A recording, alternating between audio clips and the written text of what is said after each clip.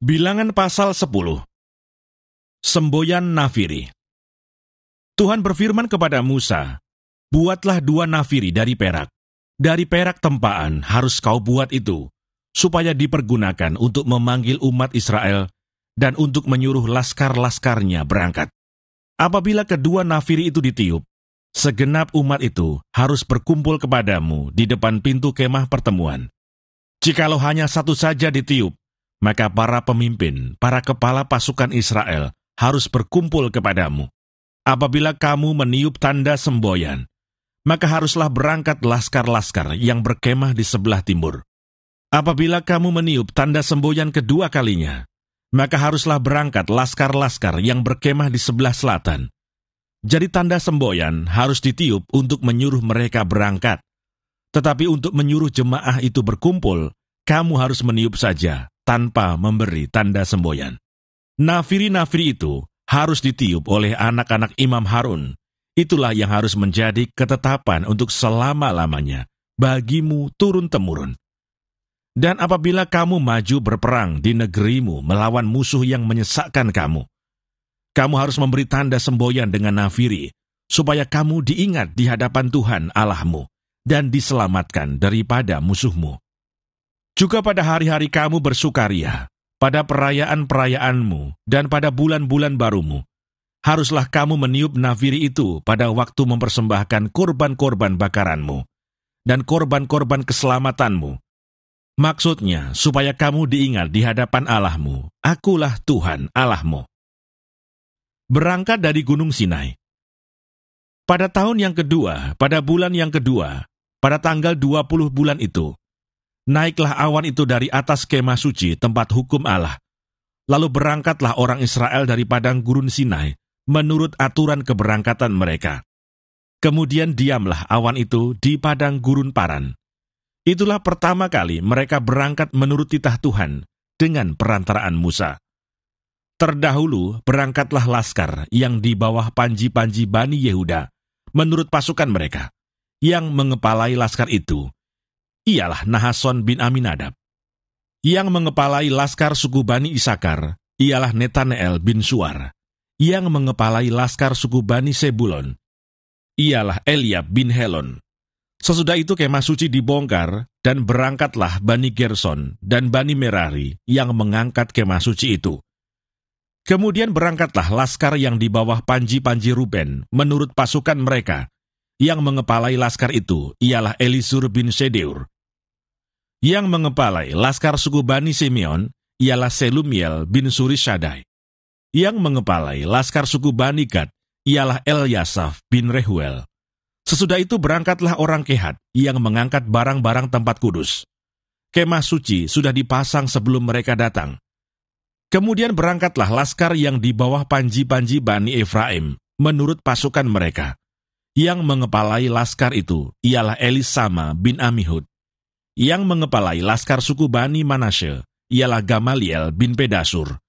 Yang mengepalai laskar suku Bani Benyamin ialah Abidan bin Gideoni. Sebagai barisan penutup semua laskar itu, berangkatlah laskar yang di bawah panji-panji Bani Dan menurut pasukan mereka. Yang mengepalai laskar itu ialah Ahieser bin Amishadai. Yang mengepalai laskar suku Bani Asher ialah Pagiel bin Okran. Yang mengepalai laskar suku Bani Naftali ialah Ahira bin Enan.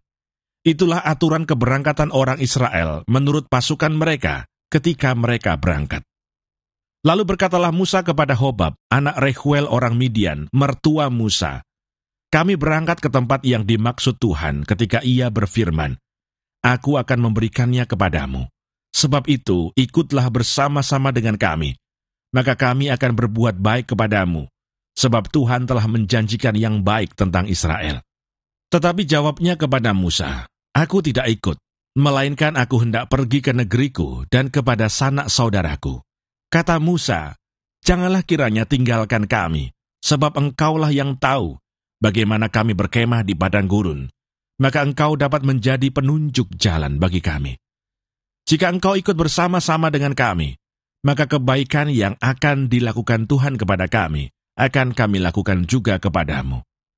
Lalu berangkatlah mereka dari gunung Tuhan, dan berjalan 3 hari perjalanan jauhnya. Sedang tabut perjanjian Tuhan berangkat di depan mereka, dan berjalan 3 hari perjalanan jauhnya, untuk mencari tempat perhentian bagi mereka. Dan awan Tuhan ada di atas mereka pada siang hari, apabila mereka berangkat dari tempat perkemahan. Apabila tabut itu berangkat, berkatalah Musa, "Bangkitlah Tuhan, supaya musuhmu berserak dan orang-orang yang membenci engkau melarikan diri dari hadapanmu." Dan apabila tabut itu berhenti, berkatalah ia, "Kembalilah Tuhan kepada umat Israel yang beribu-ribu laksa ini." Bilangan pasal 11. Api Tuhan. Pada suatu kali, bangsa itu bersungut-sungut di hadapan Tuhan tentang nasib buruk mereka. Dan ketika Tuhan mendengarnya, bangkitlah murkanya, kemudian menyalalah api Tuhan di antara mereka, dan merajalela di tepi tempat perkemahan. Lalu berteriaklah bangsa itu kepada Musa, dan Musa berdoa kepada Tuhan, maka padamlah api itu. Sebab itu, orang menamai tempat itu Tabera, karena telah menyala api Tuhan di antara mereka. Tuhan berjanji memberi daging. Orang-orang bajingan yang ada di antara mereka kemasukan nafsu rakus, dan orang Israel pun menangislah pula serta berkata, "Siapakah yang akan memberi kita makan daging? Kita teringat kepada ikan yang kita makan di Mesir dengan tidak bayar apa-apa, kepada mentimun dan semangka, bawang prei, bawang merah dan bawang putih. Tetapi sekarang kita kurus kering, tidak ada sesuatu apapun, kecuali mana ini saja yang kita lihat. Adapun mana itu seperti ketumbar, dan kelihatannya seperti damar bedolah." Bangsa itu berlari kian kemari untuk memungutnya, lalu menggilingnya dengan batu kilangan, atau menumbuknya dalam lumpang. Mereka memasaknya dalam periuk, dan membuatnya menjadi roti bundar. Rasanya seperti rasa panganan yang digoreng. Dan apabila embun turun di tempat perkemahan pada waktu malam, maka turunlah juga mana di situ.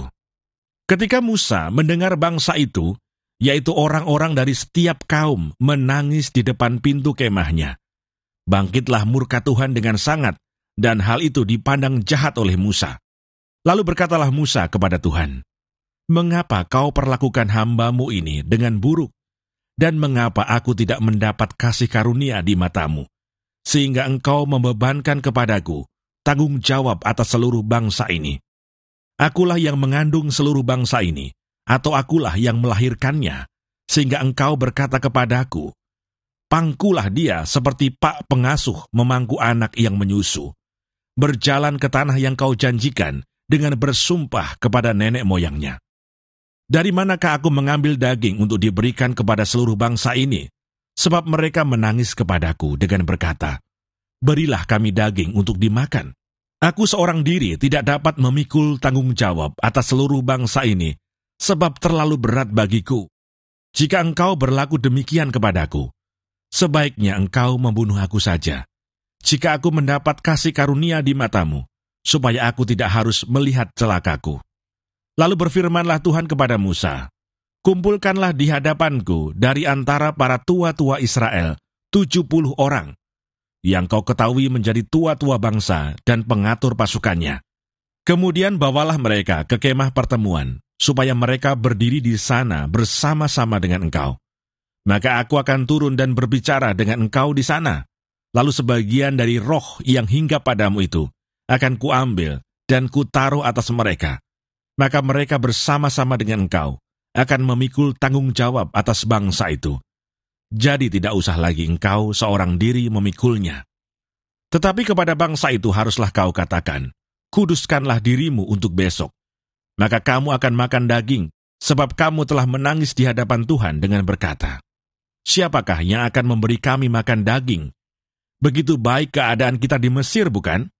Tuhan akan memberi kamu daging untuk dimakan. Bukan hanya 1 hari kamu akan memakannya, bukan 2 hari, bukan 5 hari, bukan 10 hari, bukan 20 hari, tetapi genap sebulan lamanya, sampai keluar dari dalam hidungmu dan sampai kamu muak, karena kamu telah menolak Tuhan yang ada di tengah-tengah kamu, dan menangis di hadapannya dengan berkata, "Untuk apakah kita keluar dari Mesir?" Tetapi kata Musa, "Bangsa yang ada bersama aku ini berjumlah 600.000 orang berjalan kaki. Namun engkau berfirman, daging akan kuberikan kepada mereka, dan genap sebulan lamanya mereka akan memakannya. Dapatkah sekian banyak kambing domba dan lembu sapi disembelih bagi mereka, sehingga mereka mendapat cukup? Atau dapatkah ditangkap segala ikan di laut bagi mereka, sehingga mereka mendapat cukup?" Tetapi Tuhan menjawab Musa, "Masakan kuasa Tuhan akan kurang untuk melakukan itu? Sekarang engkau akan melihat apakah firman-Ku terjadi kepadamu atau tidak." Ke-70 orang tua-tua. Setelah Musa datang keluar, disampaikannya firman Tuhan itu kepada bangsa itu.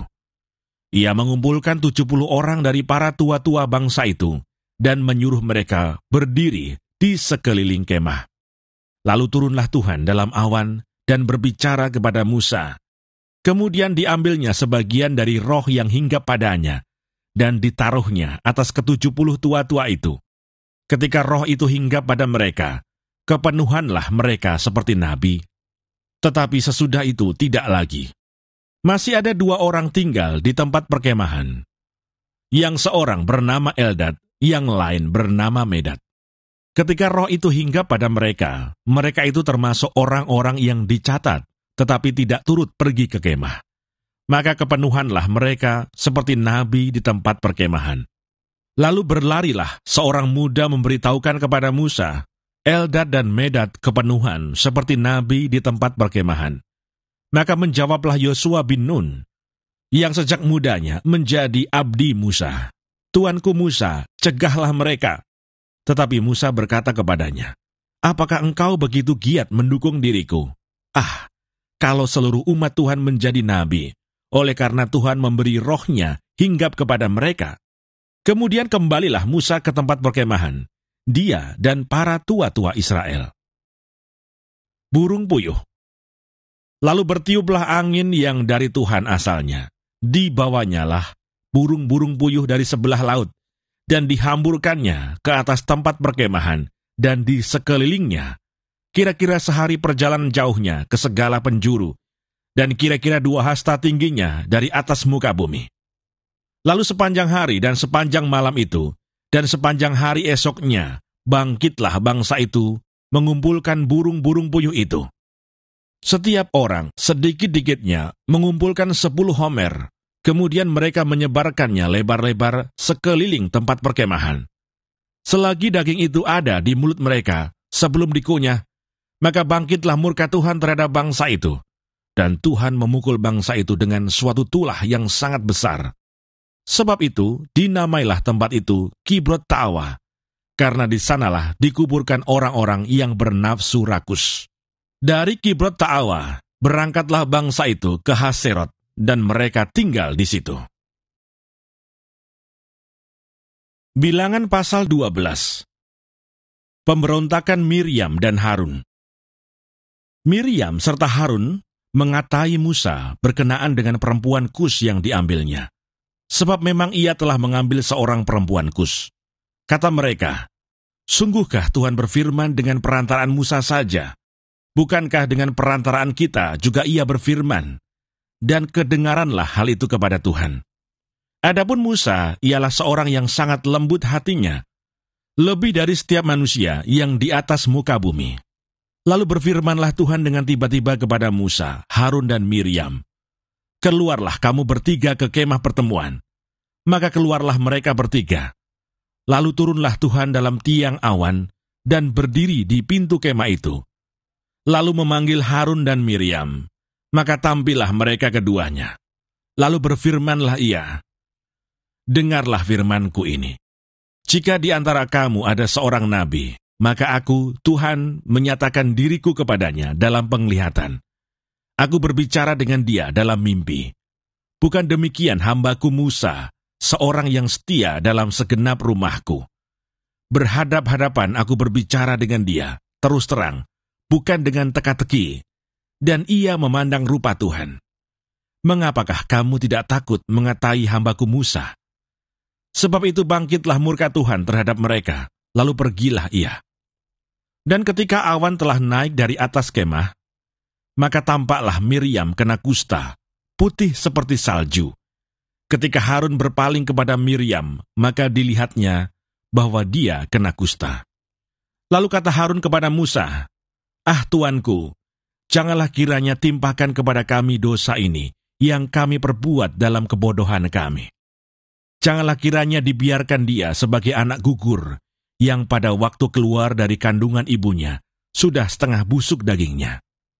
Lalu berserulah Musa kepada Tuhan, "Ya Allah, sembuhkanlah kiranya dia."